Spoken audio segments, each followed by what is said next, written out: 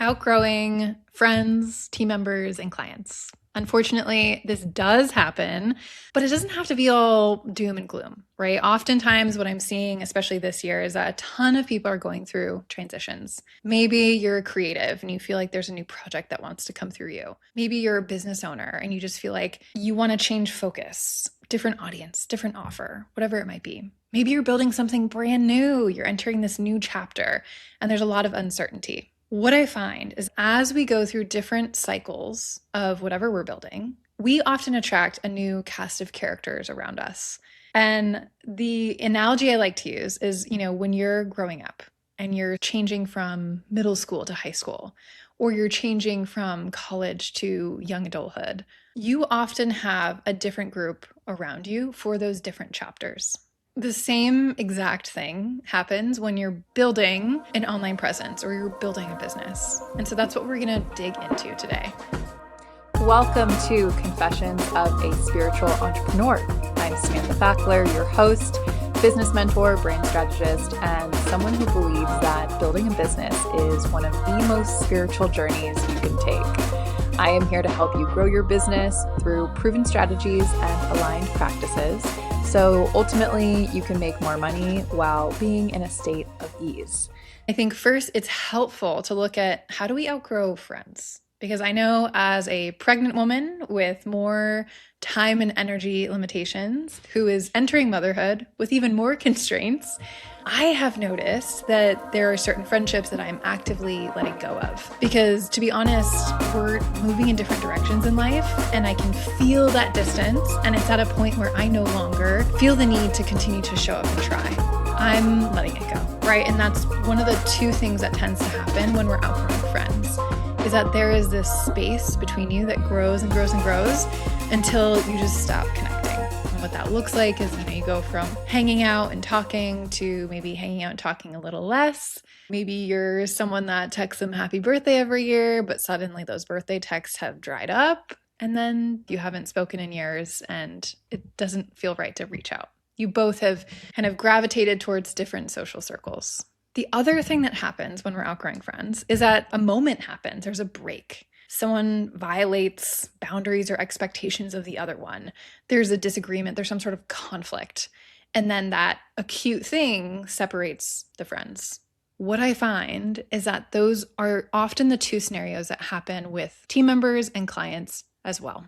But before I get there, when we look at the evolution of our relationships, it's like you meet, you get to know each other, there's this great connection, and then either space or this break happens and the relationship ends. What most people don't realize is there's also a grief moment after that. You do actually have to take time to acknowledge the void once these people are out of your lives. And that could just be sitting with the emotions of it, journaling about it, talking about it to other people. But we often need some sort of internal closure that happens individually in order to move on. And it really is a beautiful arc, even though I know sometimes it can be stressful or painful, especially if conflict is included. I talk about this because it's the same thing with team members. It's the same thing with clients, right? These are relationships too, even though they are business centric. The big one I want to talk about is team members, because I've had this happen to me and I see it all the time with my clients. You work with people, they come into your business, they provide something valuable, and then either you naturally grow out of what they're providing. Maybe you need someone with a higher quality skill set. You have more budget, so you can maybe afford someone who can do more. Maybe you have less budget, so you need to cut them, right? Sometimes it's not always about them. It's about the business context that affects their role.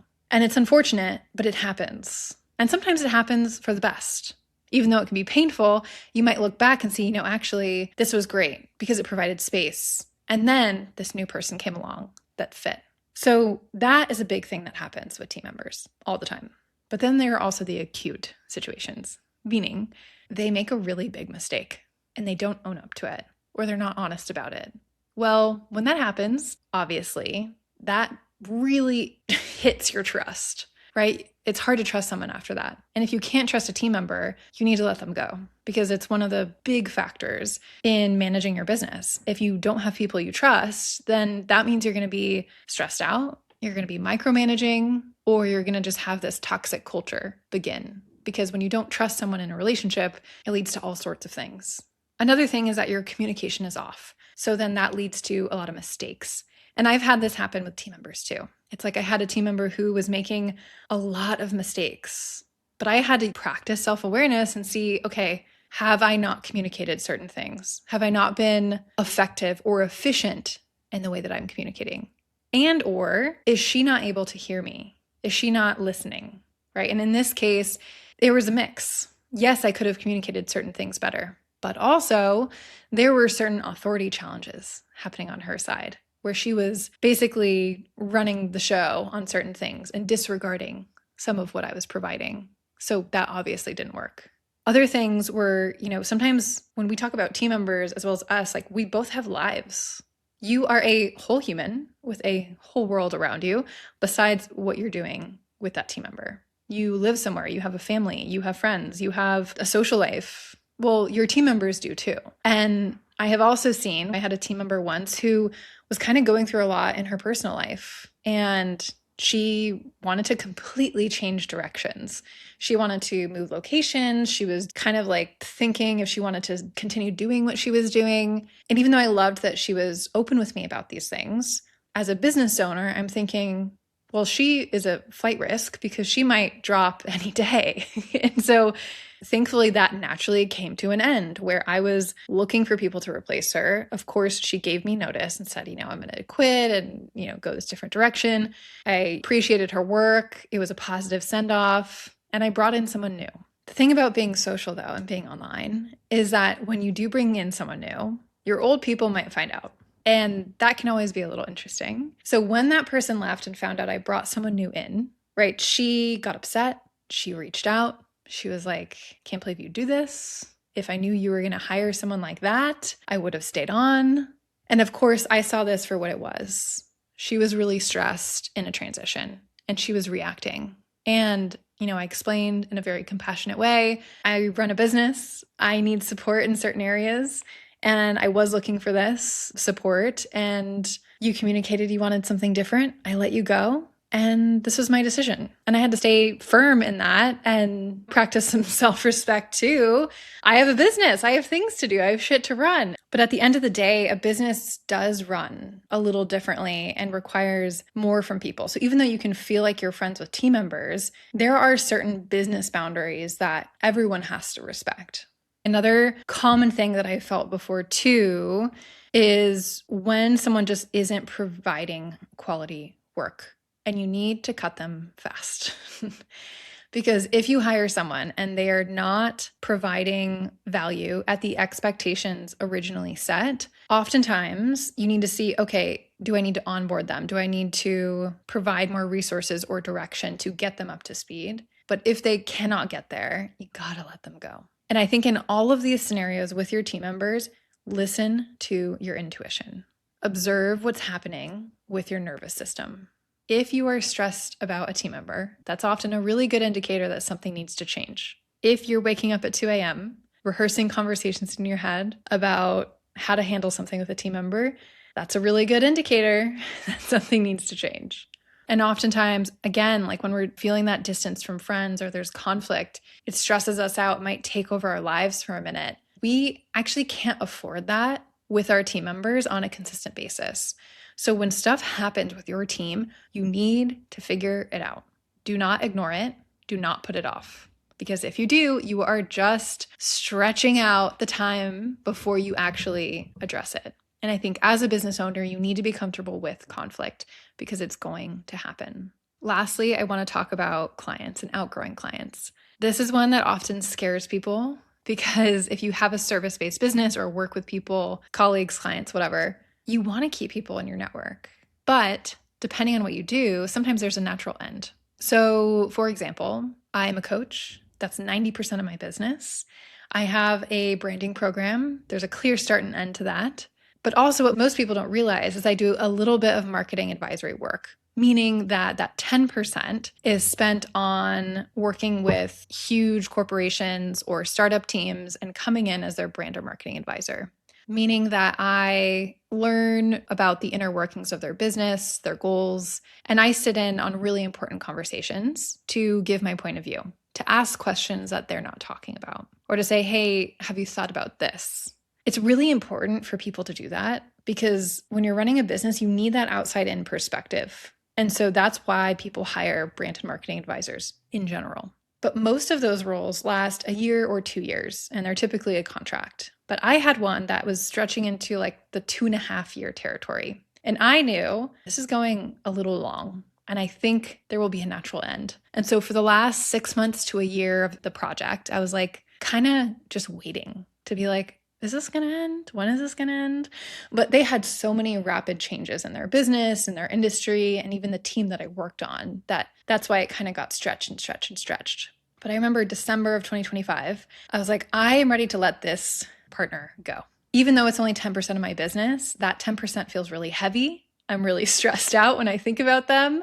And the new people that I was working with on that same contract, because the team had changed, I didn't love working with.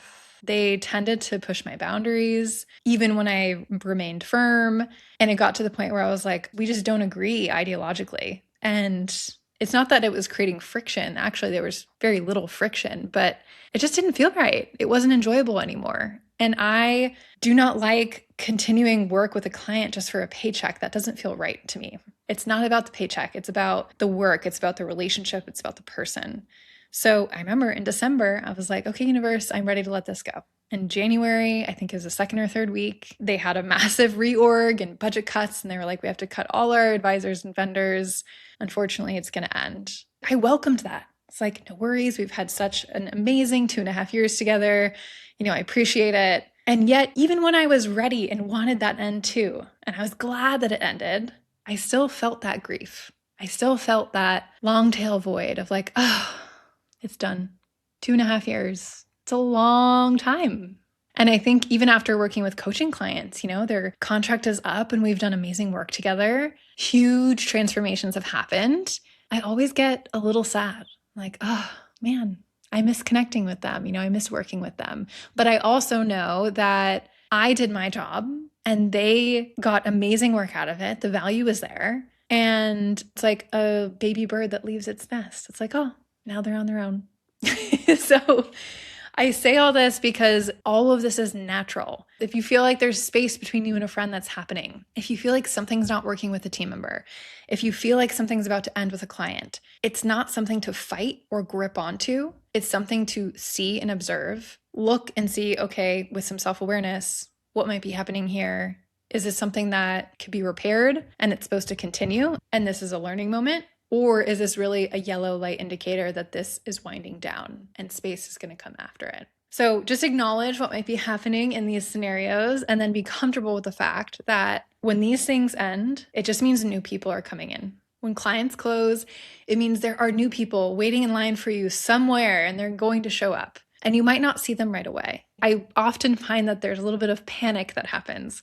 It's like you grieve and then you're like twiddling your thumbs. Okay, where's my next client? Okay, who do I hire to fill this role? Okay, which friend am I going to start hanging out with, and doing these things that maybe I did with the old friend. But you have to be patient and you have to wait for whoever is meant to walk into that space, because it might be someone that you wouldn't expect, but actually is meant to be there with you in this new season. So with that, thank you for being here. I know this was a different flavor of episode, and I would love to hear your thoughts. So feel free to DM me at samantha.fackler on Instagram. If you are new here, be sure to follow the show so you don't miss future conversations about this, about the inner work, psychology, nervous system regulation it takes to lead something meaningful. And if you take 2 seconds out of your day, please leave a rating or review. They help the show so much. Thank you for being here, and I'll catch you next time.